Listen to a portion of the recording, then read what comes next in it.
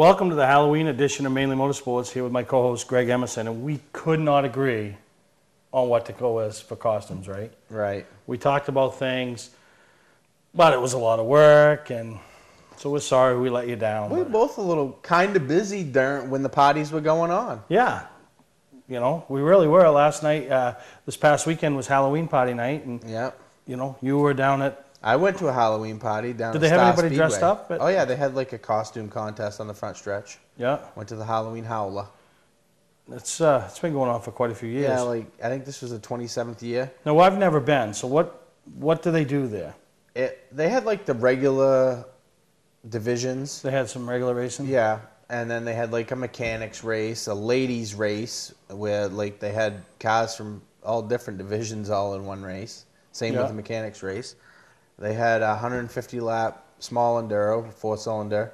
Then they had a 150 lap big enduro, spectator drags, stuff like that. You know, it was just a. So they had some fun stuff mixed in with. Yeah. Well, that's pretty cool. Yeah, the end of the night with the spectator drags. I mean, the enduros. Yeah. So when the 4-cylinder enduro, they had 160 4-cylinder cars on the track. Started them 4 wide. They took up like half the track. What do they do if a car stops or breaks down? Leave it? Yeah. Pretty interesting. They only had red flags. They had a few cars out there running. They'd run in and out of the pits, and they'd go out and they'd push cars out of the way. You ever in an enduro? Never. I was back in 1985. Did you crash? Nope. I finished 9th out of 100. I think there was 160 cars. I finished 9th. Nice. I didn't know what I was doing. But this one guy, I'm sure we'll talk about it more later, but the enduros were pretty cool. I mean, the mechanics race was pretty cool. There was some highlights to that. Probably one of the biggest highlights of the enduros is the flagman. If you got a wheel down, if you got a tire cut down, and you roll around and you're on a rim or something like that, of course they don't want you on the track just rolling around. So the flagman will black flag you to say, get off the track, go change your tire, you can come back out, you know. Well, guys are rolling around 6, 7, 8 laps on a rim and getting black flag. Well, the flagman has a bucket with like little baby pumpkins in it. And if you don't get off the track, you come by, and he was pelting them into the windshields of the cars. Really? Well, that's pretty cool. I want to go next year to throw the pumpkins. But no, that's cool, and it's neat to wrap up the end of the year with that. And I know that's been a big thing with down to Star Speedway, and you know, I'm sure the crowd was, you know, right into that stuff. It's just like, you know, the Days of Destruction, Motor Mayhem stuff up this way. People kept coming in right up until the enduros. I mean, cars were. For any of you that have ever been down to Star, they have a pretty good sized field to park in, and they have that, I think that field beside too. Yeah. When we left, there was cars parked down the road, like a half a mile. Good way to end things up for Star Speedway. I mean, I got a picture of the parking lot I took with my phone. It probably isn't the best quality, but I was like, I couldn't believe, I've never seen Star that packed. Really? People were standing down in turn 1. Standing room only. You know, it was madness. Well, you don't get 27 years of something if it isn't popular. Right, yeah. You know, just similar to, you know, I traveled up to Unity this past weekend for the Long John, and, you know, the 24th annual, we all know the story there. George, you know, back in August said, hey, this enough is enough. I can go no longer. Right. But Ralph saw the value in keeping the Long John history, with this being the 24th year going, you know, so he wanted to keep it going. Searched out, I don't know if he searched out or Jerry happened to find him or they just met mutually, but Jerry Humphrey, who we had on the show after the Spud, you know, the Last Chance 150, right.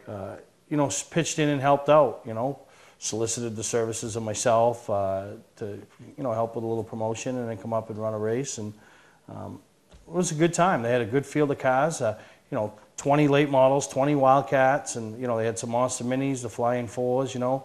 And the thing that impressed me, the racing started about 1 o'clock with heat racing and stuff. By the end of the day, you know, 6 o'clock, we were done. I mean, that's 5 hours is a good entertainment, you know what I mean? With a little bit of break and, you know, saw some good racing. One scary thing in the heat race of the late models. And we weren't filming the heat races, so I don't have video, but I got pictures and video here of the aftermath. You know, a guy went in and was making his first ever competitive start. He was down in Unity, Wisconsin the week before, and got tangled up, went into the sand pile in 1 and 2. And anybody that's ever seen those skateboards when they, like, the kids flip the skateboards up in the air and they twirl, this is what a car looked like heading for the moon, twirling in the air, landing in the sand. I mean, the guy got out, he was shook up, obviously, but not hurt or anything, didn't need medical attention. The car was destroyed.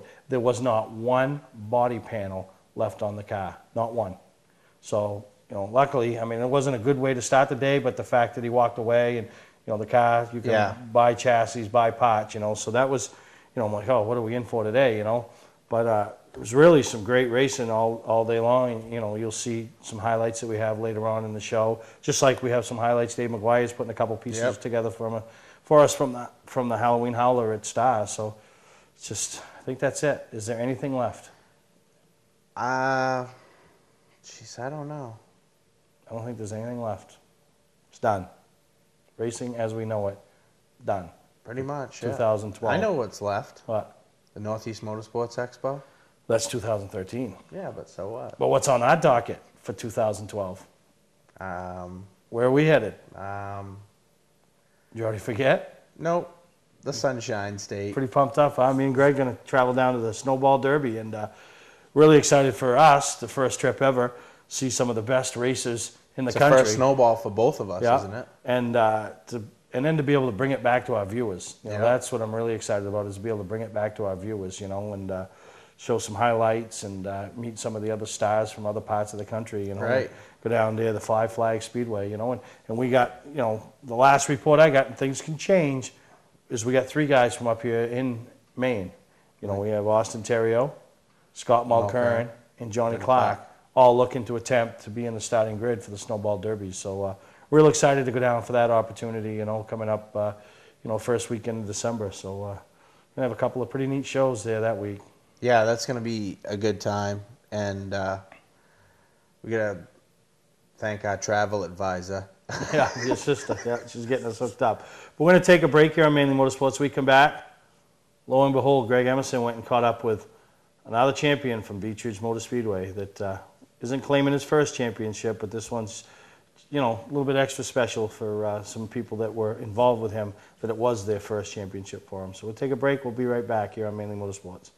Patman's Redemption and Agency Liquor Store is located at 95 Tanberg Trail in Windham, Maine. With over 400 feet of hard liquor and 15 doors of ice-cold beer and soda, Patman's can handle all of your beverage needs. And if it's wine on your agenda, we have over 300 varieties in stock. Then when the party's over, Patman's can handle all of your Maine returnables, and we welcome all bottle drives. And if you're late for the race, drop off the bottles and pick up the cash at your convenience. Hey, this is Pat Man himself, just letting you know that Pat Man's is your one-stop shop for all your thirsty needs. July was our best month ever, thanks to our end-of-season pricing sale. So, we've decided to extend our sale until all inventory is gone. Save thousands on our entire inventory. Travel trailers, fifth wheels, toy haulers, truck campers, even horse trailers. Every camper in stock. Save up to $20,000. We need an empty lot. Over $1 million in snowmobile trailers are on their way. Last call for end-of-season pricing. Trades welcome, no money down financing available. Scott's Recreation, Route 4 Turner and Route 202 Manchester, Maine. Mainly Motorsports, brought to you by Moody's Collision Centers, now with 7 convenient locations: Gorham, Scarborough, Biddeford, Portland, Sanford, Lewiston, and now South Portland. Visit us at moodyscollision.com. Award Champs, rewarding your champions, the official supplier of Mainly Motorsports.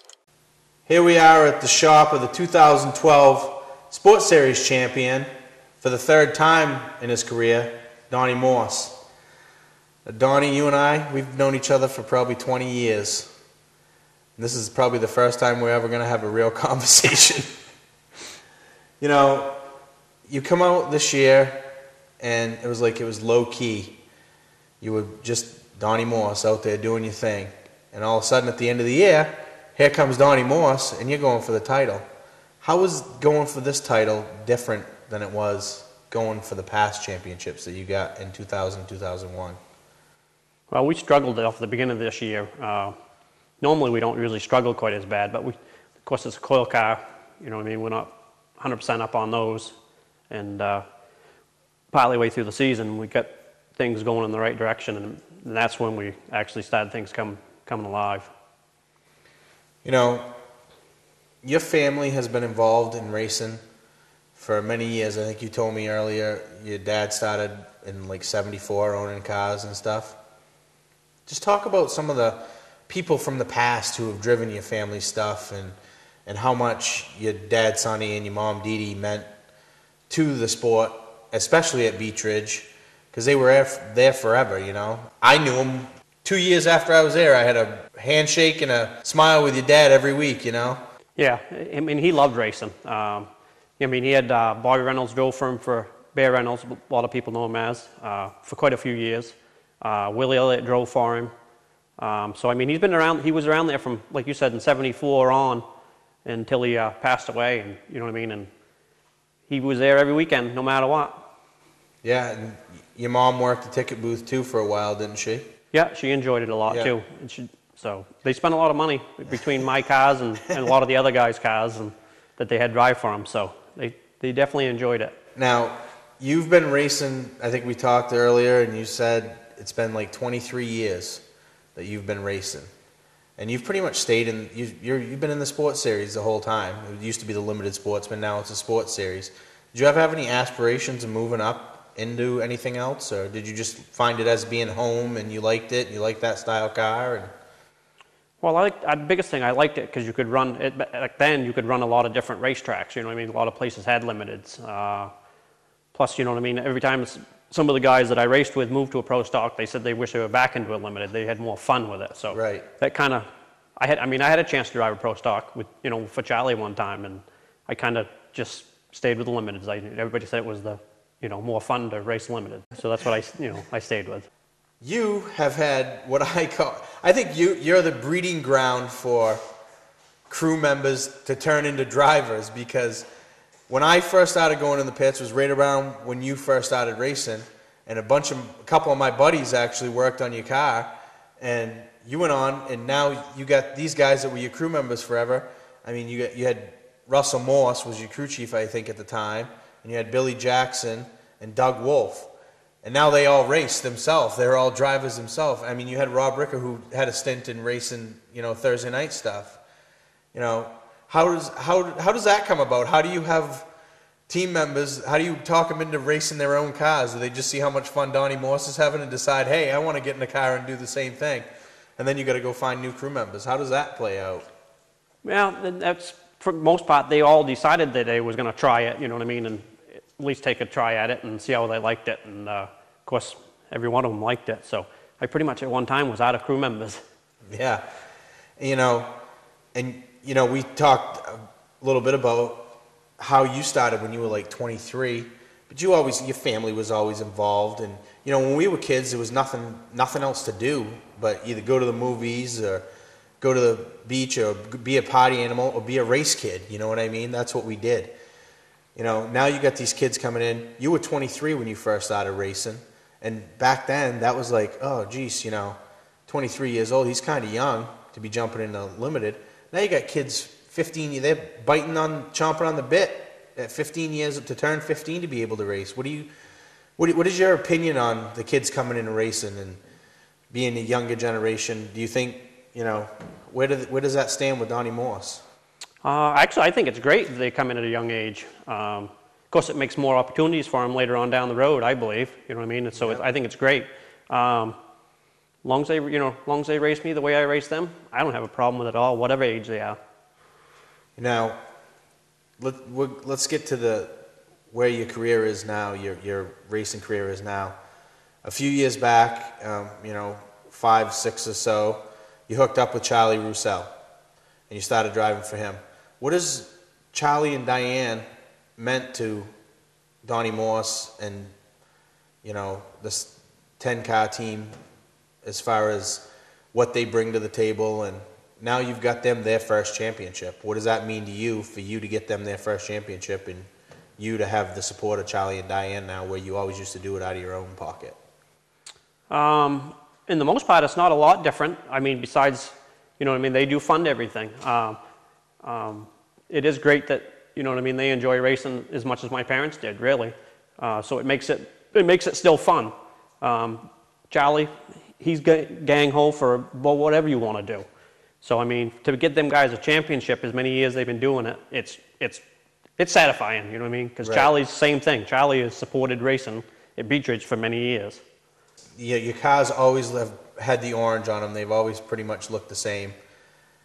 But do you have any sponsors that come along or been with you for a while that you'd like to mention that support your whole deal? Actually, Charlie and Diane supports the whole deal. I mean, we didn't have any sponsors this year. We had in the past, you know what I mean? Joe Maines with Snap-on Heat sponsors in the past. There's quite a few other, small sponsors. I can't even remember them all really. But Diane and Charlie, pretty much the sponsors. They supply, all the funds for the most part, everything. A lot of my time, whatever I can bring to the table to save them money, I do myself. Yeah, and you had a little chassis business, on the side for a little while where you were building full cars, and you've kind of gotten away from that and you just do some repairs and stuff like that. Now, you've always been influential to the point where you're a hands-on type of guy. We were talking earlier, when we first started racing, you had to go out and strip body panels off cars and get chassis parts and stuff like that. And now it's like we're buying stuff. How do you think that affects like the younger generation that's coming in, that's just going out and buying body panels and bumpers and stuff like that? They're not going out trying to find a 78 Ford Fairmont to get the aluminum bumper off of it. You know what I mean? Yeah. So how do you think that affects that new generation, the work ethic that we grew up with compared to them? Work ethic, I think it was neat back in the days. You had to really work for, for your cars to make them go. You didn't go just to, speed shop and buy your parts. You know what I mean? You had to, a lot of it you made, or you went out and got out, like you said, off an old car out back for your parts. You didn't go to Allen Berry or Bubba Pelton's and buy a control arm or whatever. You know what I mean? You knocked all the old bushings out of it and put new bushings in them. I mean, you spent more time, but it's nice for them nowadays. You don't have to do that, but it was a lot more work to keep your car maintained nowadays than it was back then. But I mean, I think they got it made a little bit more today than we did back then. Yeah, and they have the iRacing so they can go and practice before they get old enough to get behind the wheel and stuff like that. So that's pretty much going to about do it for us with Donnie Morse here. Like you said, they had Charlie and Diane on the car this year. If you got a business and you're looking for a guy who's going to put your car in victory lane with your name on it, this is the guy. And he's going to probably bring you home a title too.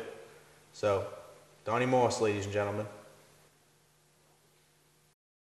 Today's vehicles are equipped with complex safety features such as anti-lock brakes, seatbelt restraints, and airbag systems. Even collision avoidance systems. Not available in all models. Hi, I'm Sean Moody from Moody's Collision Centers. We don't wish bad luck on anyone, but even with today's technology, we need to keep our eyes on the road and our hands on the wheel. Moody's Collision Centers, now with 7 convenient locations: Gorham, Scarborough, Biddeford, Portland, Sanford, Lewiston, and now South Portland. Visit us at moodyscollision.com.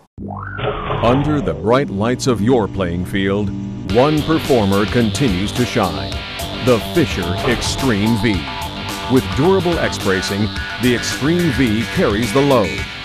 With precision passes, the power to bust through, the maximum protection of the Fisher Trip Edge, and the brightest lights available. Fisher, your business, our passion.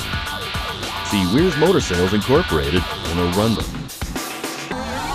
Mainly Motorsports, brought to you by Northern Race Tire, dealer for Sunoco Race Fuels, distributed by New England Racing Fuel. LKQ Corp, any part, any repair, anywhere. Located on Route 202 in Gorham. Well, as we mentioned in our opening segment, Greg traveled down to the Halloween Howler, and I don't know what we ever got to do, but next year I will get Greg in a race. Somehow, somewhere, something, we will do it at one of these tracks. We'll have some fun with him, and but how fun is it to watch that stuff? Are we going to have a bet if I can make it a whole nother year without getting in a race? I'll get you in a race. I've got you in the snowmobile race. You lost. We got that coming up. So, but one of the neat things that had to happen down there was last week, anybody that tuned in saw that we had a little, kind of a tribute to Darlene Nutting at the end. Darlene passed away. Yep. And, obviously our condolences are with Russ and the family, but Russ, back where Russell belongs, at the racetrack with all his friends. Yep. He was back at Star this past Saturday. Yeah, he in was, competition. Yeah, he was racing Grant Atheist car, the 70Z. Actually won the heat. He kind of didn't fare that well in the feature, but hey, but he was there, yeah, back around the people that he needs to be around. Yeah. The family's been there for him, and I'm sure the family was there with him. Probably trying to talk him out of this. What are you thinking? But really, it was fast. Yeah, no, good time. And Dave McGuire put a couple of 5-minute segments together for us to, show some of the wacky stuff that went on down there. So that's what it's about. Lyman raced in the spectator drags, and no hardware for Lyman, huh? No, he got beat by a supercharged Camaro. There you go. But enjoy these next two pieces put together from Dave McGuire from the Halloween Howler.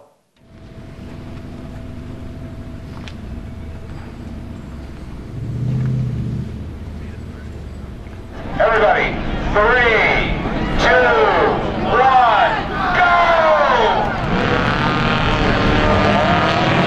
And the ladies with a bad attitude are on the quarter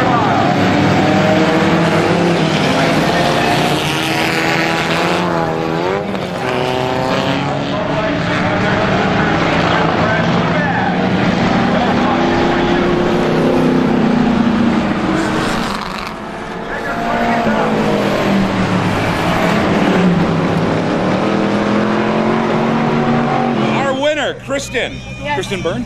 Kristen DeStefano now. DeStefano. Kristen DeStefano. Nice job. You really showed those ladies how to do it. Thank you very much. It was definitely a tough race. A lot of cars everywhere, but I have to give my teammates who are all here to help me today, and it was a great time. Fantastic. Thanks for coming to the Howler. Thank you very Kristen much. DeStefano. DeStefano. Thank you very much.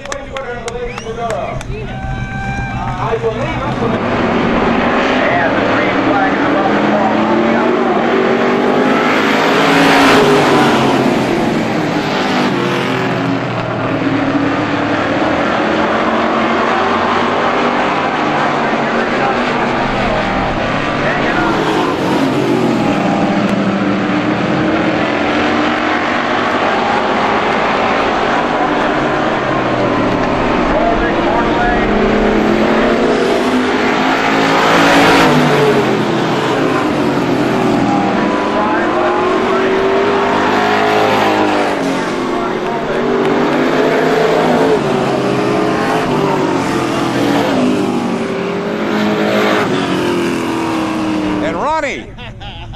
Excuse me, Larry, young man. Ronnie, nice job again. Thanks. Car was fast. Super fast, man. You were pulling away. We had to do that for Frankie. He's a long-time crew member, helped us a lot, and he loved the dominant car. Today it felt like it was a dominant car. Well, you did him proud tonight at the Howler. Yeah. All right, Ronnie. Nice job tonight. Thanks. See you next year. Ronnie Boldick, the winner of the Outlaw feature in honor of Frankie.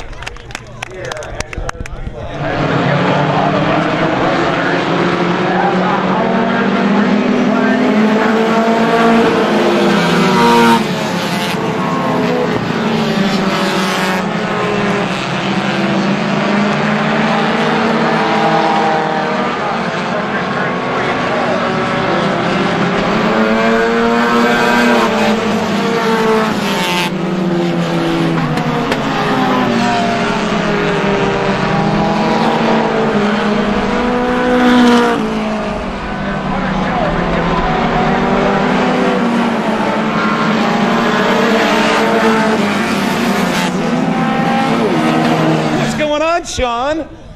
Not much. Not much? Hanging out there? Just winning another race? Yeah, it was a lot of cars out there. It was a little scary, actually. I felt like I was almost in an Enduro. Yeah, well, you almost were. Sean, you did a great job. We hope to see you next year. Thanks, and thanks to everybody, all the fans that came out tonight, my family, everybody that comes sports me, my girlfriend, my dad, everybody. All right, Sean Waits Jr., he wins the Roadrunner feature here tonight at the 27th annual Halloween Howler.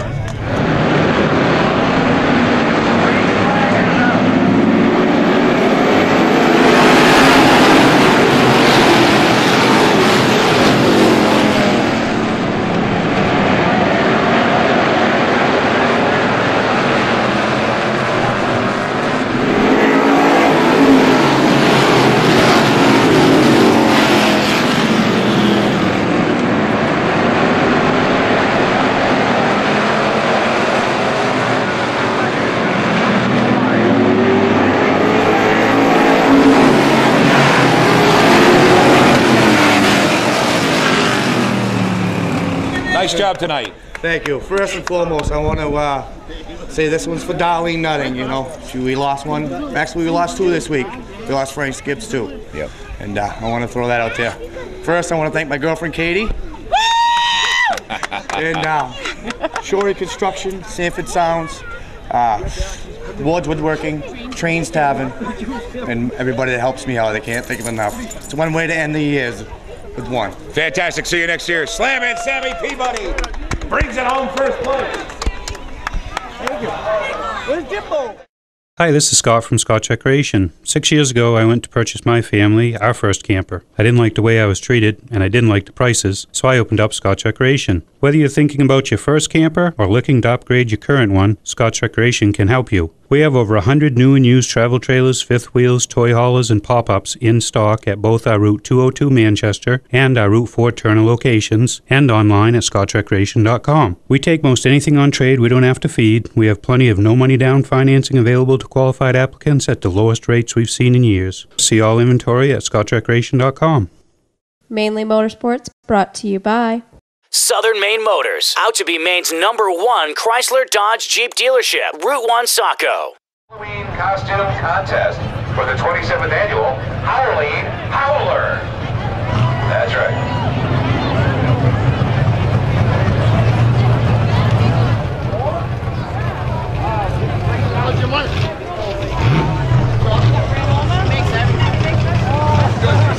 She takes shirts and she makes.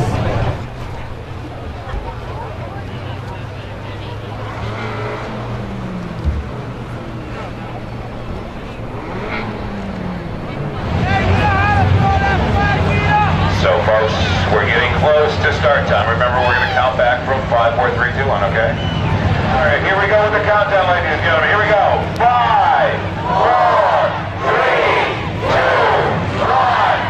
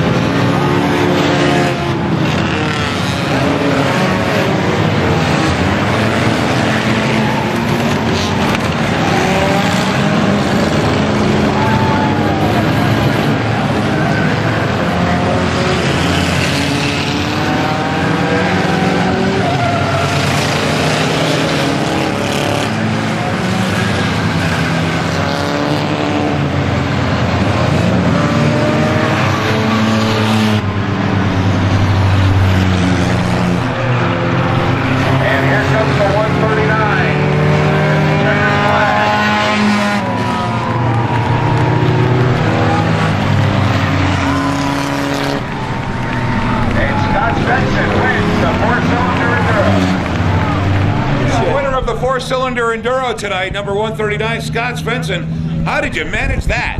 I had a great car. I got to thank my buddy Eddie. He gave me this car. Thing was unbelievable. It's got flames on the front because it's fast. Fantastic. Well, you did a great job. Thanks for coming out to the Howler tonight. Thank you. All right, Scott Svensson is your winner of the four-cylinder Enduros here tonight at Star. Got the signal. Here we go. 5, 4, 3, 2, 1.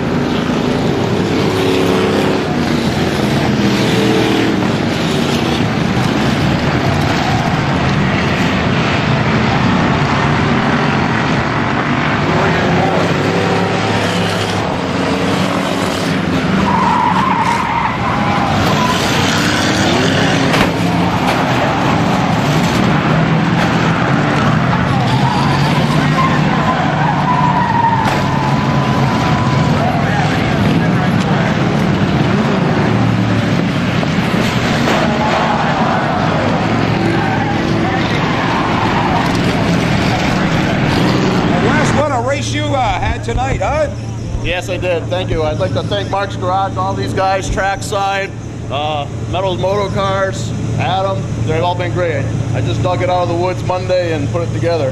Well, fantastic. Looks like you can almost drive it home, too. Yeah, it looks good. All right, Wesley Johnson, our winner tonight in the V8 Enduros here at Star Speedway. Excuse me. I'd like to thank everybody for coming out, and we enjoyed the 2012 season. We hope to see you here next year. On behalf of the Weber family and all the staff and management here at Star, I'm Dave Stevens. Have a great fall and Christmas and holiday season, and we'll see you at the awards banquet coming up in 2 weeks in Lindsay's, November the 10th for Star and Hudson Speedway.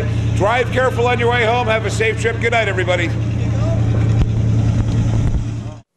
Well, that was some wacky stuff there, and once again, the Outlaws, my favorite class. We're in attendance, huh? Yeah. No Joe the Show, though. No, I don't know. Joe the Show was out riding his motorcycle. I don't know what, some of the cars that I saw a few weeks ago weren't there when we went down, but it was still a good race. It was still, other than Bolduc starting almost last, and, he had a dominant car. To use his words, he had a dominant car, and he came from the back and fight around some people. Listen. You're sitting next to a guy that just had a dominant car. I don't want to talk about it. What do you mean? Not yet. So anyway. You bet. I got to tell you my Bolduc story. Yeah. From Star. So we're down there, and Todd that works on our car, we call him Hot Rod Todd. He, we're getting ready to watch the Outlaw race, and I go, hey Todd, you want to bet on this race? $5. Now, I got to give Todd some credit, because I took his money in vain, kind of. I says, I'll take the 95 and give you the field. I gave him the whole field and took Bolduc. It was kind of So how much you win? $5. So I guess we know who's buying lunch today. So, but that's good. Thank you. Then enough said. No, we did dollar pools the rest for some of the other races, and Todd ended up winning a pot. And in case his wife sees, he didn't go home losing money. Broke, but I get lunch bought today. So that was good that you went down to Star, and a good way for them to cap the year off. I have one thing that I want to talk about Star real quick. The regular division classes, you know how I am about safety, and I was paying attention, and almost half of the drivers in that class had no gloves on. And not that class, but all the regular weekly divisions, they had no gloves on at all. And and the stuff that we saw earlier in the year that happened, and stupid, dumb. Maybe I'm ignorant for thinking that people are ignorant for driving race cars with no gloves on. I don't know. People do strange things. Yeah. I don't know. I didn't have gloves. Yeah, well, whatever. If you're going to get me in a car, you're going to buy me a fire suit, gloves. We'll buy you a fire suit. The whole 9 yards. Oh, yeah, you'll have everything. All right, we're going to take a break. We're going to come back. When we do, we're going to wrap the rest of this show up talking about some Unity stuff, the Long John. Great time. We'll take a break. Be right back here on Mainly Motorsports. Where's the best place to get a new Chrysler, Dodge, Jeep, or Ram? Southern Maine Motors. Here at Southern Maine Motors, they really worked with me and made the payments work so it was affordable. They sit you down, they tell you every little piece of paper, what it means, what this is and what that is. They're very good here with service, helping out if you got any questions with anything. I'll come back the next day to pick up the car. They said, you're ready now. Southern Maine Motors is my dealership. Southern Maine Motors is my dealership. No other dealer is working as hard to be #1 as Southern Maine Motors. Clark's Car Crushing has been a family-owned and operated business since 1978. We do everything from crushing cars, handling industrial scraps, to buying the scrap metal right out of the back of your pickup. Copper, brass, stainless steel, aluminum, you name it, we'll buy it. We have roll-off containers of all sizes for industrial accounts. We'll handle the legwork with full drop-off and pickup services. So for a professional job, guaranteed honest weights, and top dollar paid statewide, come see the Clark family in Farmingdale, Maine. Clark's Car Crushing. Don't fix it, scrap it. Mainly Motorsports, brought to you by Award Champs, rewarding your champions. The official supplier of Mainly Motorsports. Moody's Collision Centers, now with 7 convenient locations. Gorham, Scarborough, Biddeford, Portland, Sanford, Lewiston, and now South Portland. Visit us at moodyscollision.com. Well, the day... Listen. What? I know you are itching and scratching to talk about it, and I've been trying to put it off for as long as I can. But obviously we have some hardware here on the table, And obviously, people already know about it and know that you got DQ'd or something Not like that everybody on Facebook. knows. Not everybody knows, right? Because Yeah, Facebook we isn't, talked about it. It right? isn't the end all, be all, end So all. there are people out there wondering because, you know, let's face it. Look at them. Steve won Right? his race, just so you know. In case you were it's wondering. out there. It's out there. Okay, can we move on and talk about the rest of the Unity No, stuff now? there was nothing else. No, we will. But listen, did I call my shot? Did I tell you that I was going to You said you were going to bring some hardware bring home. some hardware. Well, I not only won the race, but then all the winners, and it was like a vote thing. The top 3 all got to vote on who they felt the driver that finished in the top 3 in all divisions was the driver of the day, you know, Right. so to speak, which is quite an honor. You know, You got voted on by your peers. You got so to voted on say. by your peers, and all the guys that finished in the top 3. I mean, not all of them. It wasn't a landslide, but I think I got 12 out of 15 votes. But you know, I was voted racer of the day, and that's why this nice piece of hardware comes from, Greg. I mean, look at that. I mean, actually, no. I'll tell you the truth. I think Jerry felt like you weren't going to get a I trophy. weren't going to get a trophy, so he had a participation trophy made up for me already.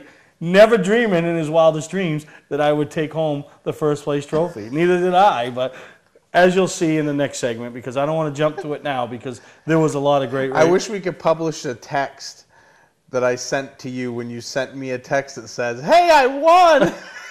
Yeah. Oh yeah, we can't. Because it was, you gotta be.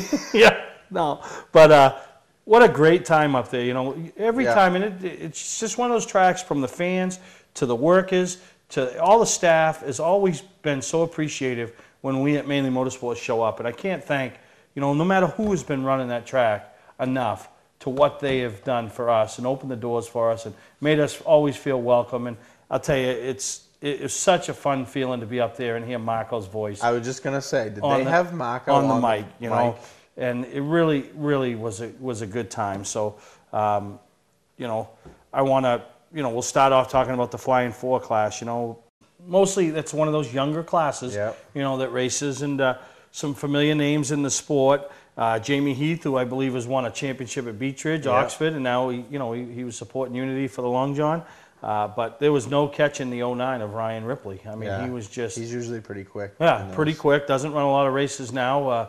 You know, I don't know if he's a basketball player. I think he's a high school basketball player, but pretty tall kid. You know, I remember when I first met him, his family over at the go-kart. So pretty neat to see him and his uncle Darren, Uncle Wayne, and you know, his grandfather there with him. And you know, Wayne was also racing in the Wildcat race. But it was a good time up there. So congratulations to the top 3 in the Flying 4s, Ryan Ripley, Jamie Heath, and Cody Robbins. And you know, then they moved on to the Monster Minis. And tell you, the story of the Monster Mini race might not have been who won it, but who finished second.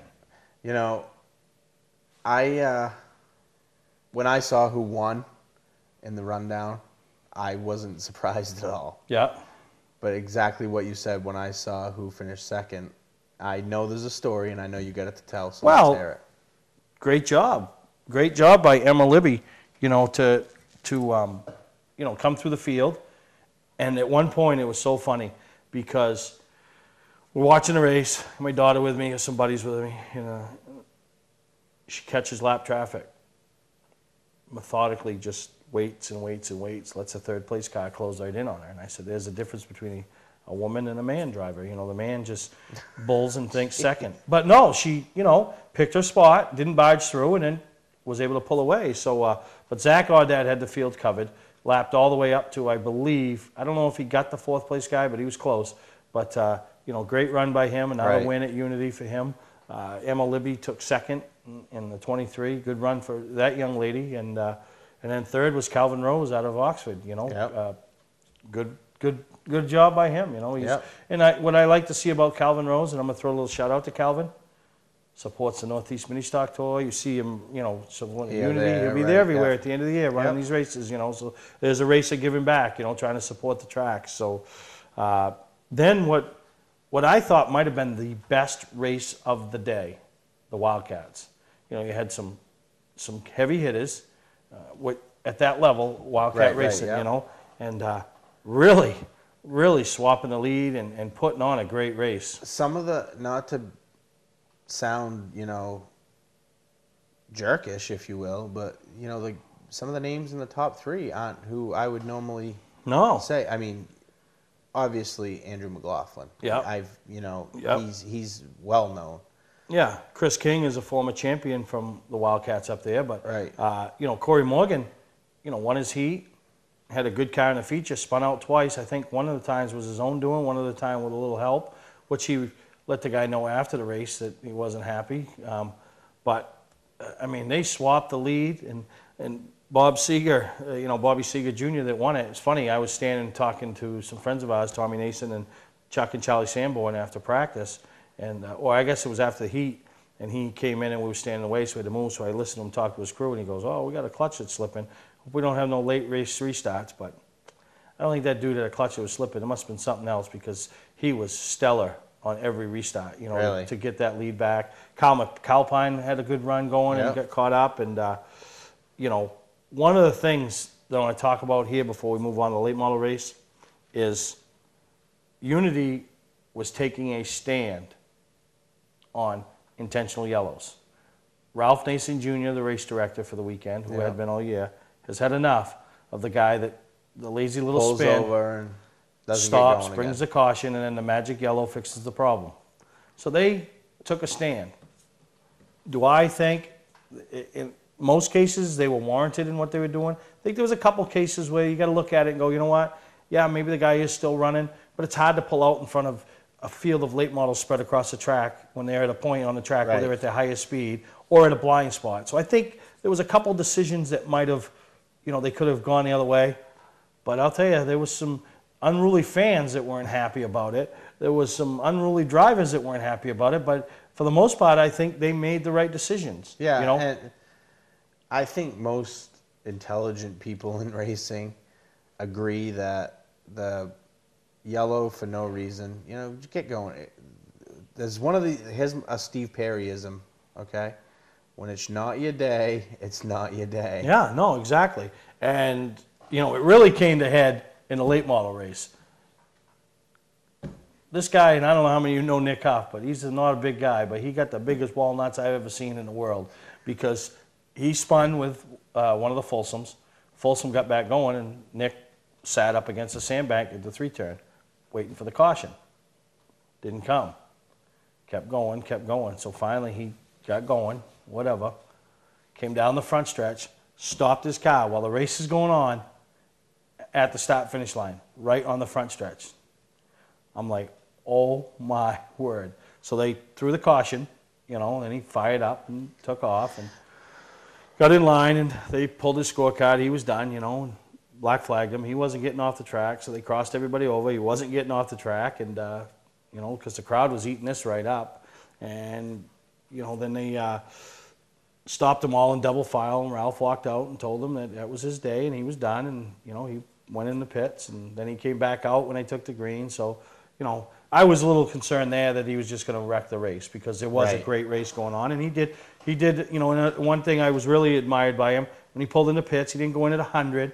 And when he came back out to come on the track, you could see he wasn't coming through the pits at 100. So, you know, he had everybody's safety in mind, but he was making his point, you know. So, I mean, I admire what Unity was trying to do. I think in a couple cases that, you know, maybe they could have done something a little different. But, you know, they kept the show going. I told you earlier, it was a 5-hour show. The long jump, 100-lap late model, 50-lap features, heats, a little bit of intermission, you know.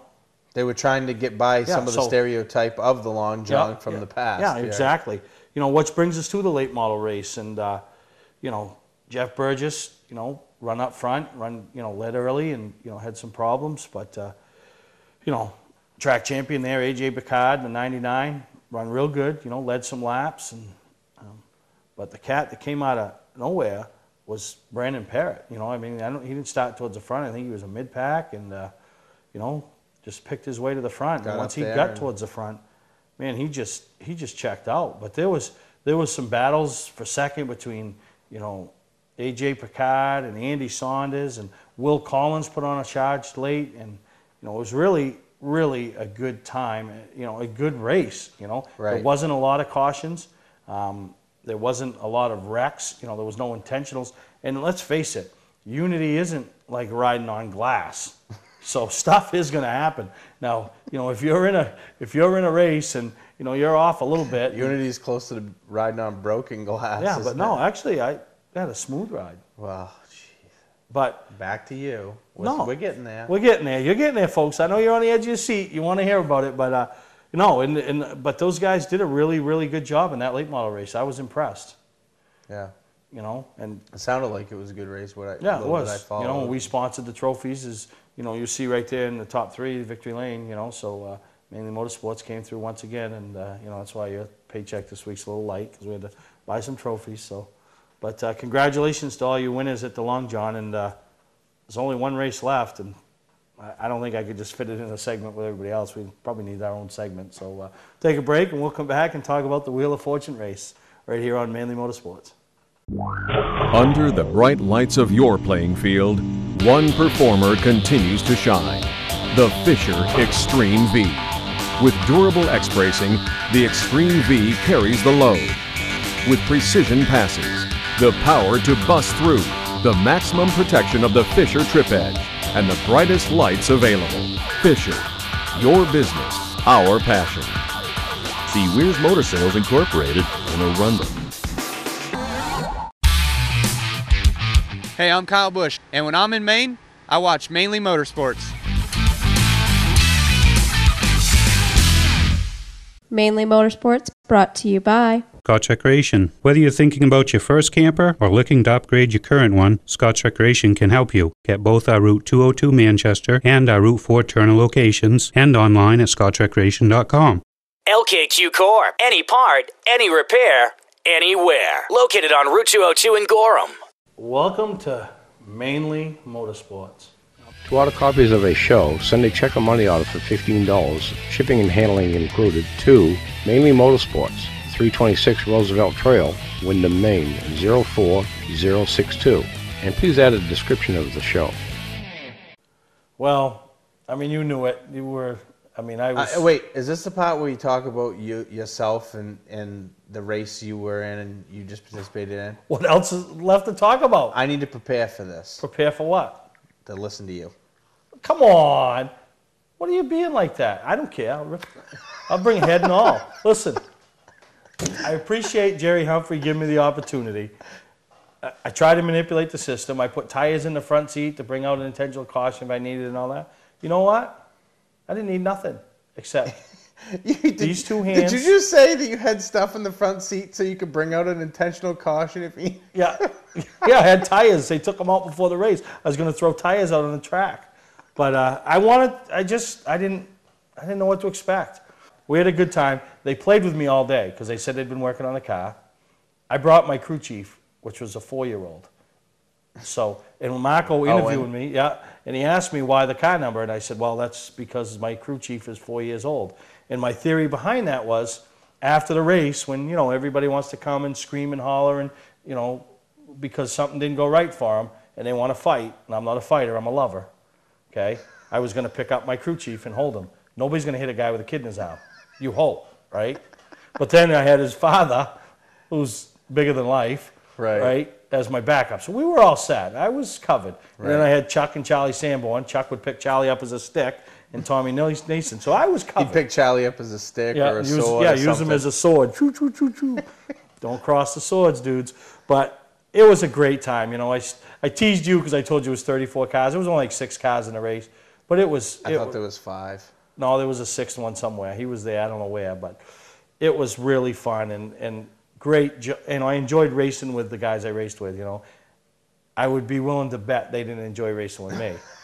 I used up the brakes. I used up everything there was in the car. Ralph Nason, told me, don't wreck this car because my grandson uses it every week. He ain't using it this week. You're going to have to go to the repair shop. Well, the sad part is these are enduro cars that, they race every week. So they have like 15 or 20 that race. Yeah. So they don't really tear them up.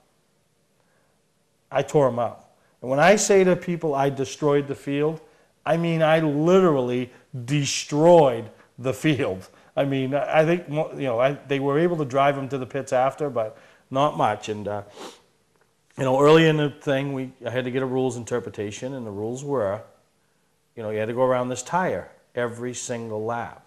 Right. Except the last lap. After you take the white flag, Yeah. after you go around the tire and you're taking the white flag. The checkered flag, you don't have to. Right. Right? So, I don't know how many knew what my game plan was. I knew what my game plan was, and the guy, my buddy, and you hear it here. Yeah, Big that Rob, was my favorite part. Big Rob called the shot. Calls the... Listen right here, he says it, right, on camera. Ivan. He's going to punch him with one to go. You watch. Told Ivan what was going to happen. Obviously, the kid in the 84 didn't know what was going to happen, so when we come, and I like to say I wiggled him. You did more than wiggle. You gave the kid whiplash. Well, I had no brakes. Greg. You were applying them because every time except for that one because it was sparks flying off. There was fire coming out of the right front. So great time, and I'll tell you, that's what we're going to do next year. We're going to do that, and we'll pick our own group of people to race in that. You'll be one of them, and we will have some fun. We'll get the cars, we'll get the sponsors, we'll put a payout out there, and we'll have some fun because it was a great time, and I can't thank those guys enough. And you know, you saw some of the highlights here, and it just it is what it is. It is what it is. And the best part about it, I'm glad it's over. The best part about it, nope, I'm going to show you right here. The best part about it, right here, folks. A $100 winner's check from Ralph Nason, signed. So you're probably not going to cash that. No, I wasn't. And I was talking to Ralph earlier in the day, and the funniest part is he didn't even write out who it was to. He says, they can all write their own in. Hell with them. So you know what?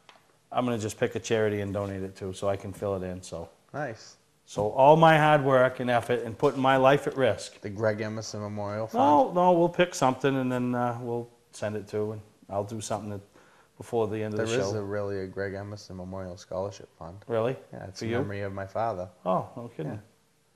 I wasn't being a jerk for once. For once. But all right, we're going to take a break, come back, got some exciting news out of your camp, and we got a couple other things we want to talk about as we wrap up this week's show. Today's vehicles are equipped with complex safety features such as anti-lock brakes, seatbelt restraints, and airbag systems. Even collision avoidance systems. Not available on all models. Hi, I'm Sean Moody from Moody's Collision Centers. We don't wish bad luck on anyone, but even with today's technology, we need to keep our eyes on the road and our hands on the wheel. Moody's Collision Centers, now with 7 convenient locations: Gorham, Scarborough, Biddeford, Portland, Sanford, Lewiston, and now South Portland. Visit us at moodyscollision.com. July was our best month ever, thanks to our end-of-season pricing sale. So, we've decided to extend our sale until all inventory is gone. Save thousands on our entire inventory. Travel trailers, fifth wheels, toy haulers, truck campers, even horse trailers. Every camper in stock. Save up to $20,000. We need an empty lot. Over $1 million in snowmobile trailers are on their way. Last call for end-of-season pricing. Trades welcome, no money down financing available. Scott's Recreation, Route 4 Turner and Route 202 Manchester, Maine.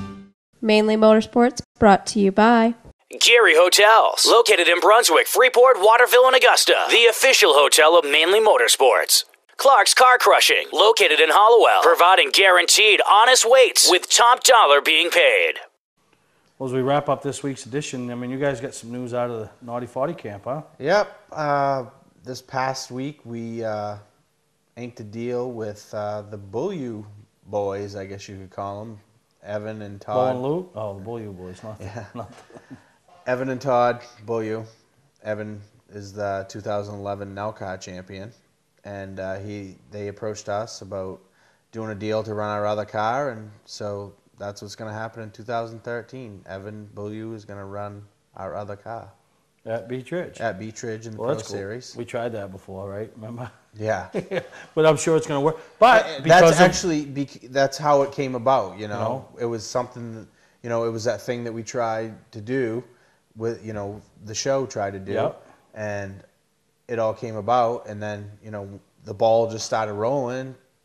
Todd got with me off to the side at the Thursday Thunder banquet, and we talked for a few minutes, and then we actually met and went out to dinner and sat down, and it was almost Dale Earnhardt Jr., Rick Hendrick-ish kind of. We didn't use a napkin, but we had a little notepad and hand wrote it right there. And oh, that's cool. So congratulations to Evan. That's exciting for him, you know, to have your plans, you know, already really in place. The car is ready to go. Yeah, really. Just rolled it out of Bubba's shop the other day. Just rolled it out of the shop. The body panel's all on. So you know, good for them. And you know, I'm sure he's going to, you know, he's going to be excited. And he was like a Mexican jumping bean coming out of Texas Roadhouse when we went to eat. So. Oh, I imagine. So no, good for him. And don't forget, you know, Ron Eby, you know, Wyndham Automotive, still shooting for that $100,000 from NASCAR. You know, what is it? NASCAR.com/award. You know, right. So you just go there and you know, for Ron, and show him your support right up here from Maine, and it'd be nice to have him. And there's 4 finalists now. They've all got 25,000. Right, they all got 25,000. Ron is one of those finalists, but he needs the votes because I think they do it at the NASCAR award, the banquet for the Cup Awards. We'll have to see if we can get Ron on here for next week. They do it there at the NASCAR awards. They announce it. They bring all 4 out, announce them, and then they announce whoever won. So exciting, right here from Maine. Somebody that's putting a lot of. There you go, right there. Camp Sunshine. Camp Sunshine. Camp Sunshine's getting my $100 from there you go. From the Enduro race. So, you know, thank you. And we're going to take a break. No, we're not taking a break. We're done. It's over. I did sign one autograph yesterday. I got approached at Star. Really? By a few people.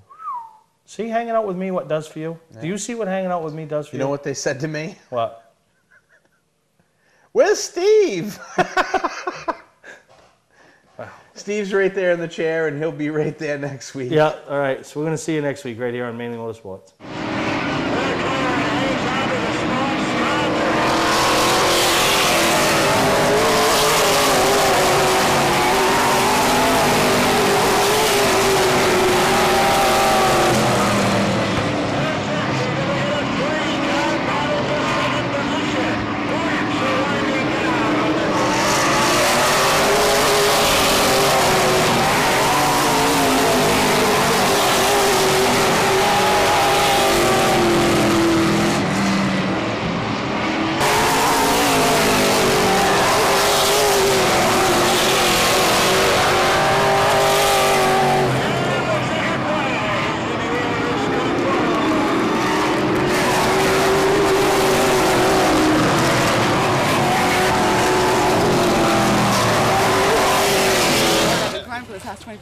Laps. It's the longest race of my life. I've been grinding the last 24 laps.